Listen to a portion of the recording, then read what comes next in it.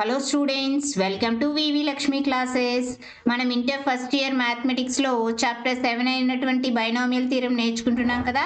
ఈరోజు ఈ క్లాస్లో ఈ చాప్టర్కి సంబంధించిన మల్టిపుల్ చాయిస్ క్వశ్చన్స్ ఏ విధంగా సాల్వ్ చేయాలో చూద్దాం. Okay, let's start the class. First one చూడండమ్మా, ఏమంటున్నారు? The third term of 3x minus y cube by 6 whole power 4 is అంటున్నారు. సో మనకి a plus b whole power and ఎక్స్పాన్షన్లో ఏదైనా జనరల్ టర్మ్ ఫైండ్ చేయాలి అంటే ఏం తెలుసు? TR plus 1 is equal to nCr into a power n minus r b power r. ఇదే formula use చేసి మనం ఇప్పుడు థర్డ్ టర్మ్ అనేది ఫైండ్ చేస్తాం.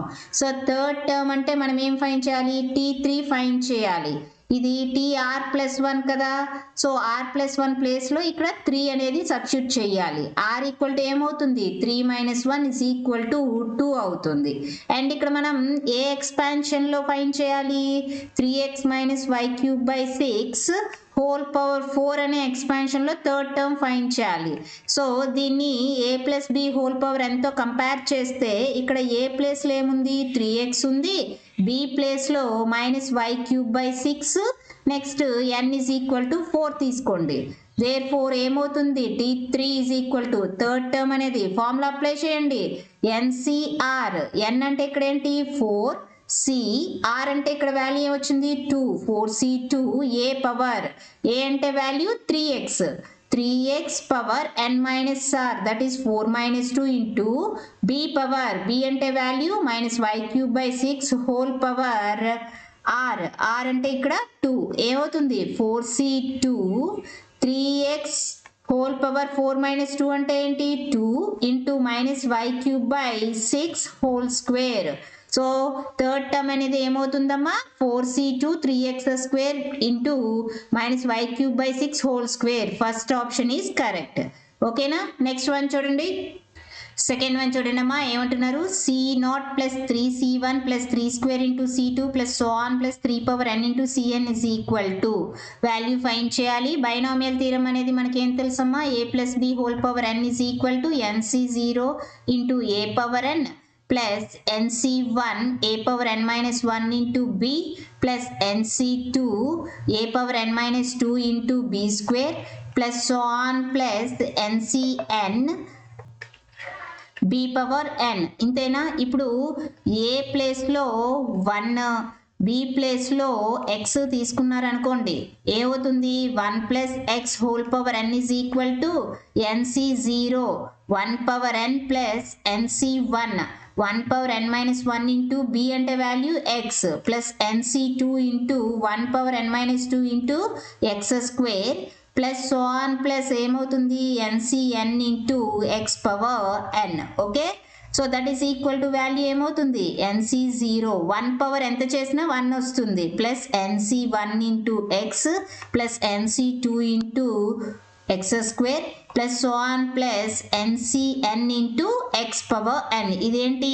1 plus x whole power n యొక్క వాల్యూ. అయితే ఇక్కడ మీరు అబ్జర్వ్ చేస్తే మనకి ఏ విధంగా ఉందమ్మా? c0 plus 3c1 plus 3 square c2 plus so on plus 3 power n into cn. అంటే ఏం చేస్తానంటే ఎక్స్ ప్లేస్లో 3 సబ్స్టిట్యూట్ చేయండి. ఏమవుతుంది? nc0నే మనం c0 అని రాయొచ్చు ప్లస్ c1 ఇంటూ ఎక్స్ ప్లేస్లో 3 తీసుకోండి plus c2 into 3 square plus so on plus cn into 3 power n. ఇదే కదా వాల్యూ కావాలి మనకి. అయితే ఎక్స్ ప్లేస్లో ఏం చేస్తున్నాను? 3 సబ్స్టిట్యూట్ చేస్తున్నాను అంటే ఏమవుతుంది? 1 plus 3 whole power n. 1 plus 3 అంటే 4 power n is equal to c0 plus 3 into c1 plus 3 square into c2 plus so on plus 3 power n into cn అవుతుంది. Okay, so option 3 is correct. అర్థమైందా? Next one చూడండి. Third one చూడండి అమ్మా, ఏమంటున్నారు? The middle term in the expansion of 4 plus 2x whole power 6 is. Okay, so ఇప్పుడు మనం 4 plus 2x whole power 6లో middle term అనేది ఫైండ్ చేయాలమ్మా. అయితే మిడిల్ టర్మ్ ఫైండ్ చేసేటప్పుడు పవర్లో ఈవెన్ నెంబర్ ఉందా ఆడ్ నెంబర్ ఉందా అబ్జర్వ్ చేయండి అమ్మా. సపోజ్ అక్కడ n అనేది ఈవెన్ నెంబర్ అయితే గనక నీకు మిడిల్ టర్మ్ అనేది ఒక మిడిల్ టర్మ్ ఉంటుంది. n అనేది ఆడ్ నెంబర్ అనుకోండి, అక్కడ నీకు 2 మిడిల్ టర్మ్స్ ఉంటాయి. అయితే ఇక్కడ మనకి n అనేది ఏముందమ్మా, here n is equal to 6. 6 అనేది ఏంటి, ఈవెన్ నెంబర్ కదా, ఈవెన్ నెంబర్ కాబట్టి మిడిల్ టర్మ్ అనేది ఏమవుతుంది అంటే n/2 + 1 అనేది మిడిల్ టర్మ్ అవుతుంది. n/2 అంటే 6/2 + 1 that is 3 + 1. So fourth term అనేది మిడిల్ టర్మ్ అవుతుందమ్మా. మనం జనరల్ టర్మ్ అనేది ఏ విధంగా ఫైండ్ చేస్తాం, tr + 1 is equal to ncr a⁻n - r into b⁻r కదా. అయితే ఇప్పుడు మనకు కావాల్సింది t4 కావాలి. ఓకే, సో r + 1 = 4 తీసుకుందాం. ఏమవుతుంది, r = 4 - 1 దట్ ఈస్ r = 3 అవుతుంది. అండ్ అదేవిధంగా ఇక్కడ ఏదైతే ఎక్స్పాన్షన్లో ఫైండ్ చేయాలో ఆ ఎక్స్పాన్షన్ని మనం a + b² ఎంతో కంపేర్ చేస్తే అక్కడ a = 4, b = 2x అని కన్సిడర్ చేయండి. ఓకేనా, అర్థమవుతుందా. అండ్ n ఎంత, 6. ఇప్పుడు ఫార్ములా అప్లై చేయండి, ఏమవుతుందో. That implies T4 is equal to NCR. N అంటే 6, C 3 into A power. A అంటే ఇక్కడ ఏంటి, 4 power n minus r. That is 6 minus 3 into B power. B అంటే 2x power r. That is 3. ఓకేనా, simplify చేద్దాం. 6c3ని ఏం రాయొచ్చు, మనకి NCR అంటే ఏం తెలుసు, n factorial by n minus r factorial into r factorial అని తెలుసు కదా. ఫార్ములా అప్లై చేయండి. 6 ఫ్యాక్టోరియల్ బై 6 మైనస్ 3 ఫ్యాక్టోరియల్ అంటే 3 factorial into 3 factorial. 4 power 6 minus 3 అంటే 3 into 2x power 3 that is 2³ into x³. ఓకేనా, that is equal to 6 factorial ని 6 into 5 into 4 into 3 factorial అని రాయొచ్చు బై 3 factorial into 3 factorial అంటే ఏం రాయొచ్చమ్మా, n factorial అంటే meaning ఏంటి, product of first n natural numbers అని కదా. సో ఆ విధంగా 3 ఫ్యాక్టోరియల్ అంటే ఏమవుతుంది, 1 into 2 into 3 that is equal to 6 అవుతుంది.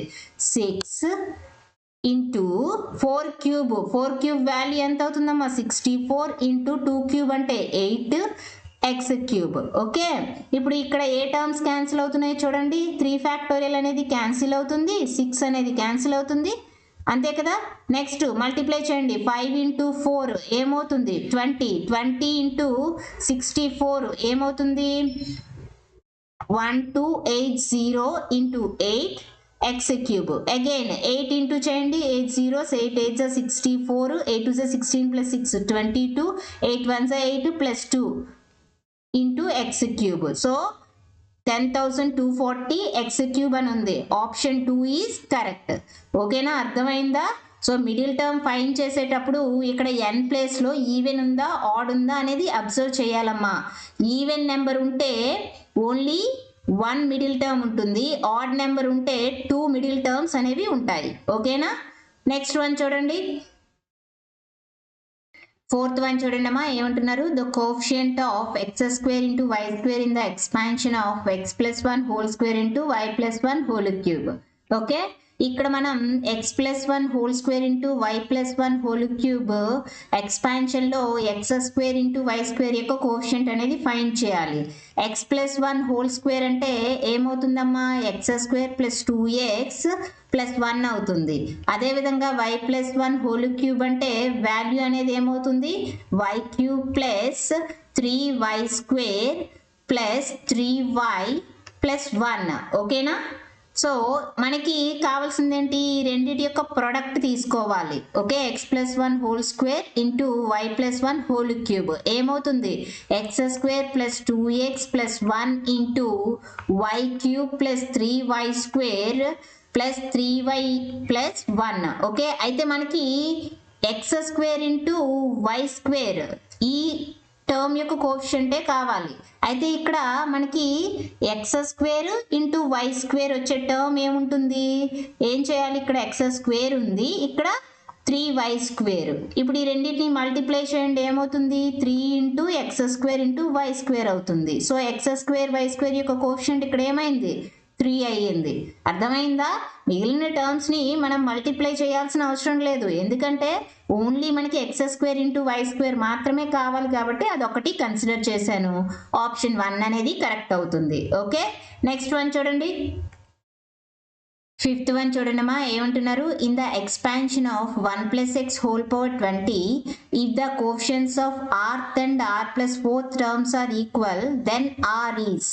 ఓకే, సో ఇక్కడ మనకి 1 + x హోల్ పవర్ 20 ఎక్స్పాన్షన్లో rth term and r + 4th term యొక్క కోఎఫిషియెంట్స్ అనేవి ఈక్వల్ అని చెప్తున్నారు. ఆర్ వాల్యూ అనేది మనం ఫైండ్ చేయాలి. అయితే ఏదైనా ఎక్స్పాన్షన్ అంటే a + b whole power n ఎక్స్పాన్షన్లో జనరల్ టర్మ్ అనేది ఏ విధంగా ఫైండ్ చేస్తాం? TR + 1 is equal to NCR a power n - r into b power r కదా. అయితే ఇక్కడ ఇప్పుడు 1 + x హోల్ పవర్ 20 ఈ టర్మ్ని a + b హోల్ పవర్ nతో కంపేర్ చేస్తే a is equal to 1, b is equal to x and n is equal to 20 అవుతుంది. ఇప్పుడు మనకి rth టర్మ్ అనేది కావాలి అంటే ఏం చేయాలి? TR అనేది ఫైండ్ చేయాలి. ఇప్పుడు ఈ రెండింటిని కంపేర్ చేస్తే గనక capital R + 1 is equal to R తీసుకోవాలి. అంటే క్యాపిటల్ R అనేది ఏమవుతుంది? R - 1 అవుతుంది. ఇప్పుడు TR అనేది ఫైండ్ చేయండి. TR ఏమవుతుంది? NCR. క్యాపిటల్ R అంటే ఇక్కడ ఏమొచ్చింది? R - 1 into a power a అంటే ఇక్కడ ఏంటి? 1 పవర్ n మైనస్ r అంటే ఎంత? R - 1 into x power r - 1. Okay, that is equal to NC. n అంటే వాల్యూ ఎంతమ్మా? ఇక్కడ 20 కదా. Okay, 20C r - 1 x power r - 1. అయితే మనకు ఓన్లీ కోఎఫిషియెంట్స్ అనేది కావాలి. సో ఇక్కడ rth టర్మ్లో కోఎఫిషియెంట్ అనేది ఏమవుతుంది? 20C r - 1 అవుతుంది. ఇదే విధంగా r + 4th టర్మ్లో కోఎఫిషియెంట్ ఫైండ్ చేయండి. r + 4th టర్మ్ అంటే ఏంటి? TR + 4 ఫైండ్ చేయాలి. అంటే ఇక్కడ మీరు క్యాపిటల్ R + 1 ప్లేస్లో R + 4 అనేది తీసుకోవాలి. సో క్యాపిటల్ R అనేది ఏమవుతుంది? R + 3 అవుతుంది. ఫార్ములా అప్లై చేయండి. NCR, n అంటే 20, C క్యాపిటల్ R అంటే R + 3 into 1 power n - r. So n - r అంటే ఏమవుతుంది? 20 - r + 3 into b power that is x power r + 3 that is equal to value 20C r + 3 into x power r + 3. అయితే మనకు only coefficient అనేదే కదా కావాలి. So r + 4th టర్మ్లో coefficient అనేది ఏమైంది? 20C r + 3 అవుతుంది. ఓకేనా, 20C r + 3 అయింది. ఇక్కడ మనకి క్వశ్చన్లో ఏమంటున్నారు? Coefficients of rth and r + 4th terms are equal అని అంటున్నారు. సో ఇప్పుడు ఈ కోఎఫిషియెంట్స్ అనేవి మనం ఈక్వల్ అనుకున్నాం అనుకోండి, అప్పుడు ఆర్ వాల్యూ ఏమవుతుందో ఫైండ్ చేయాలి. అయితే ఎప్పుడైనా సరే గుర్తుపెట్టుకోండి, ఎప్పుడైనా సరే కోఎఫిషియెంట్స్ అనేవి అంటే NCA is equal to NCB అయినప్పుడు అక్కడ either A is equal to B అయినా అవుతుంది are A + B is equal to N అవుతుంది. ఓకేనా, ఈ 2 కేసెస్లో మాత్రమే NCA is equal to NCB అవుతుంది. సో ఇదే ఫార్ములా ఇక్కడ మనం అప్లై చేసుకుంటే ఇక్కడ ఈ 2 కోఎఫిషియెంట్స్ ఈక్వల్ అవుతున్నాయి కదా. అంటే NCA is equal to NCB ఎప్పుడు అవుతుంది? A is equal to B అయినప్పుడు, లేదా A + B that is R - 1 + R + 3 equal to n అంటే 20 అయినప్పుడు.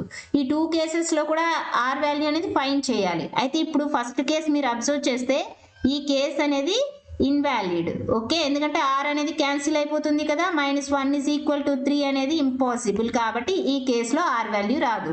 ఇక్కడ ఈ కేసులో ఫైండ్ చేయండి. ఏమవుతుంది? R + R 2R -1 + 3 అంటే +2 is equal to 20. 2R is equal to ఏమవుతుంది? 20 - 2 is equal to 18.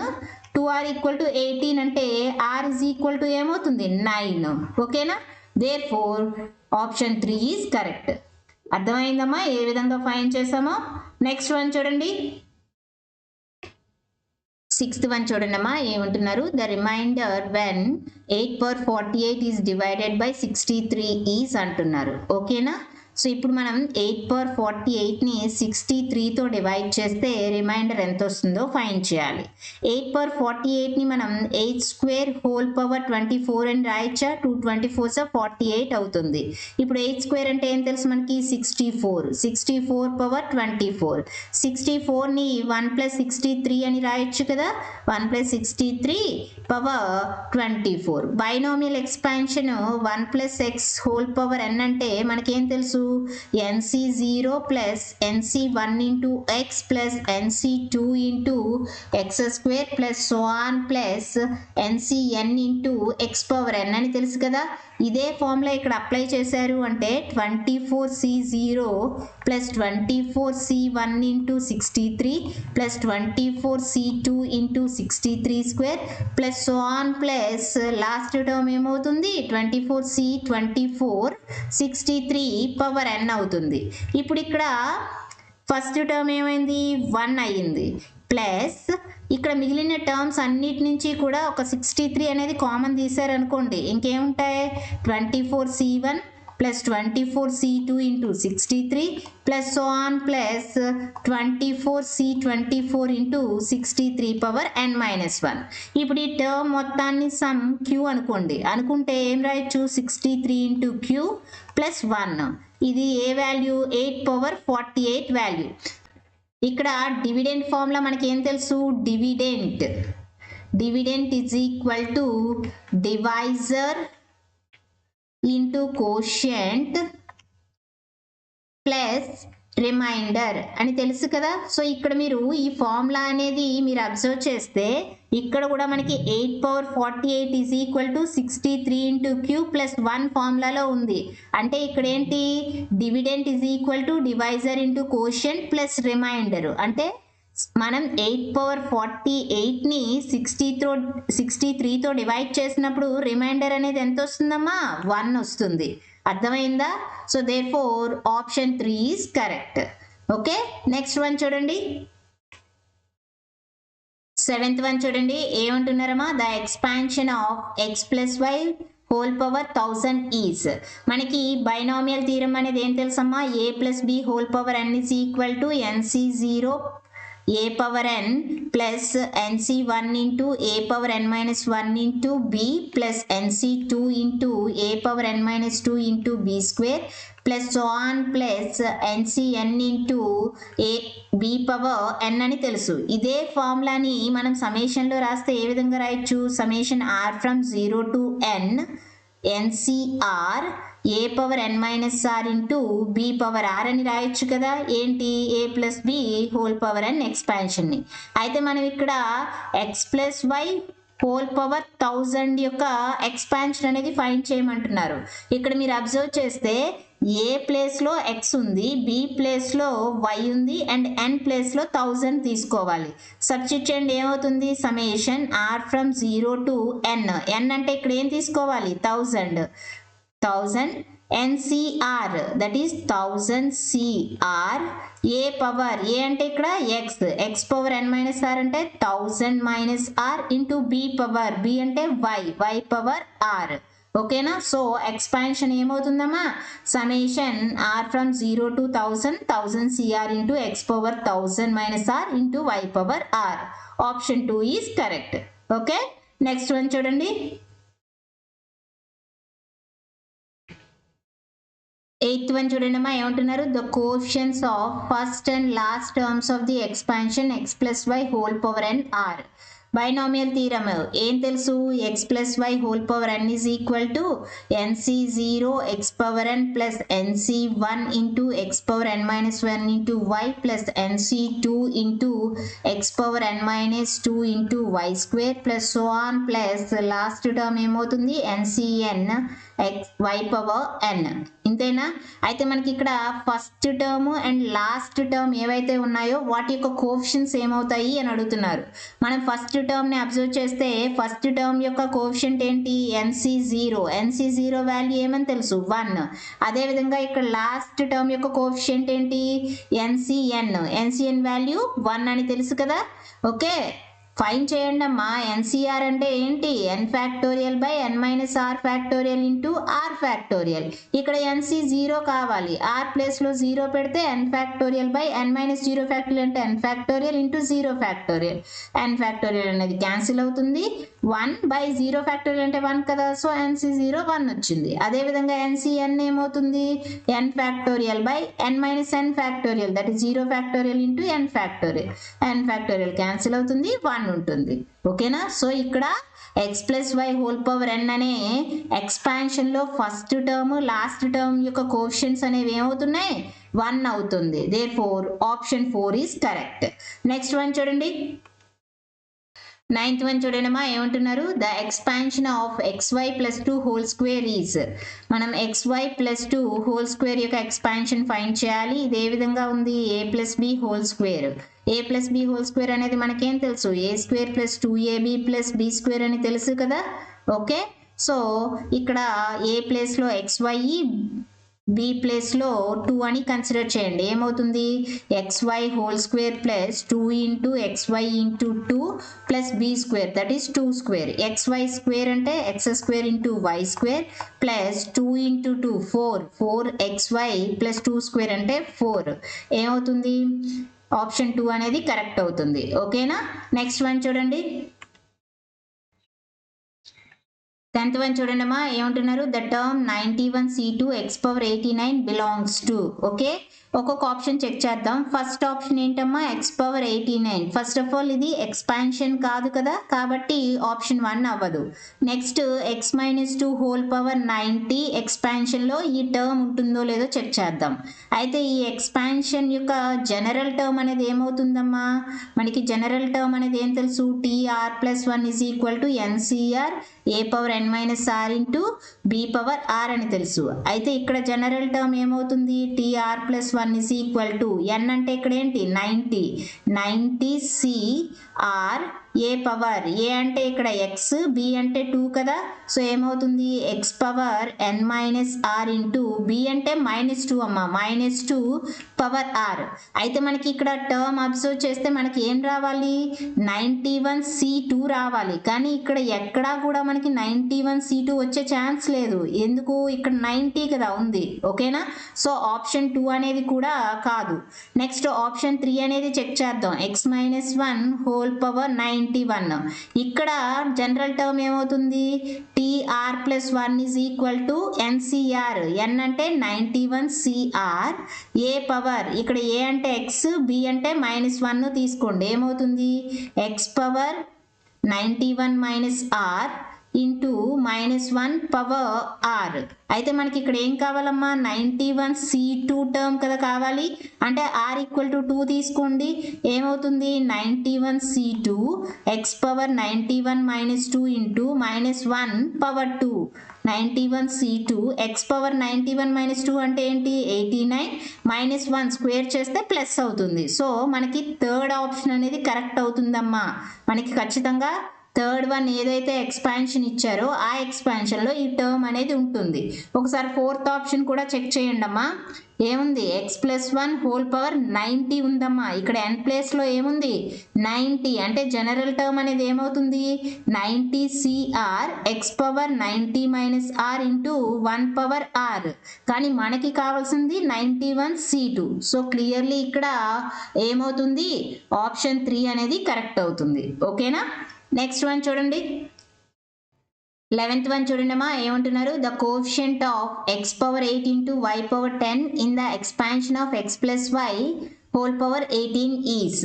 అయితే ఇప్పుడు x plus y whole power 18 అనే ఎక్స్పాన్షన్లో x power 8 into y power 10 యొక్క కోఎఫిషియంట్ అనేది ఫైండ్ చేయమంటున్నారు. అయితే ఈ ఎక్స్పాన్షన్ యొక్క జనరల్ టర్మ్ అనేది ఏమవుతుందమ్మా? T r plus 1 is equal to, మనకి జనరల్ టర్మ్ ఏం తెలుసు? N c r a power n minus r into b power r అని తెలుసు కదా. సో ఇక్కడ ఏ ప్లేస్లో ఎక్స్, బి ప్లేస్లో వై కన్సిడర్ చేయండి. అండ్ అదేవిధంగా n ఈక్వల్ టు 18 కన్సిడర్ చేస్తే జనరల్ టర్మ్ ఏమవుతుంది? TR plus 1 is equal to 18 c r into a power, that is x power n minus, n అంటే వాల్యూ ఏంటి? 18 కదా, so 18 minus r into b power b అంటే ఇక్కడ ఏంటి y power r. Okay, ఇది general term of the given expansion. అయితే మనకి X power 8 why power 10 యొక్క కోఎఫిషియంట్ కావాలి. అంటే ఇక్కడ ఎక్స్ యొక్క పవర్లో ఇక్కడ ఏముంది 18 మైనస్ ఆర్ కదా, మనకి ఆ ప్లేస్లో 8 ఉండాలి. అండ్ ఇక్కడ వై పవర్ ఆర్ ప్లేస్లో 10 ఉండాలి, అంతేనా? So r is equal to 10 తీసుకున్నాం అనుకోండి, ఈ కోఎఫిషియంట్ అనేది ఏమవుతుంది 18c 10 అనేది కోఎఫిషియంట్ అవుతుంది. అండ్ మనం ఈ 18c10 ఆప్షన్ ఉందా? లేదు కదా. 18c10 అనేది దేనికి ఈక్వల్ అవుతుందో చూడండి అమ్మా. ఆల్రెడీ ప్రాబ్లమ్స్ చెప్పుకున్నప్పుడు మనం ఏం చెప్పుకున్నాం, ఎన్సిఆర్ అనేది always equal to nCn minus r అవుతుందని చెప్పుకున్నాం. కాబట్టి 18c10 అనేది ఈక్వల్ టు 18 మైనస్ 10 అవుతుంది. అంటే వాల్యూ ఏమవుతుంది 18c8 అవుతుంది. ఓకేనా? అంటే ఇక్కడ x power 8 into y power 10 యొక్క కోఎఫిషియంట్ ఏమవుతుంది 18c8 అవుతుంది. అర్థమైందమ్మా? Therefore option 1 is correct. Okay, so ఈ క్లాస్లో మనం బైనామియల్ థియరం చాప్టర్కి సంబంధించిన ఎంసీక్యూస్ ఏ విధంగా సాల్వ్ చేయాలో చూసాం కదా. సో ఇక్కడ మనకి ఈ చాప్టర్ కంప్లీట్ అయిందమ్మా. నెక్స్ట్ మనం పర్మిటేషన్స్ అండ్ కాంబినేషన్స్ అనే చాప్టర్ స్టార్ట్ చేద్దాం. ఓకే, ఈ క్లాస్ మీకు నచ్చినట్లయితే like, share, subscribe. Thank you for watching. Keep learning.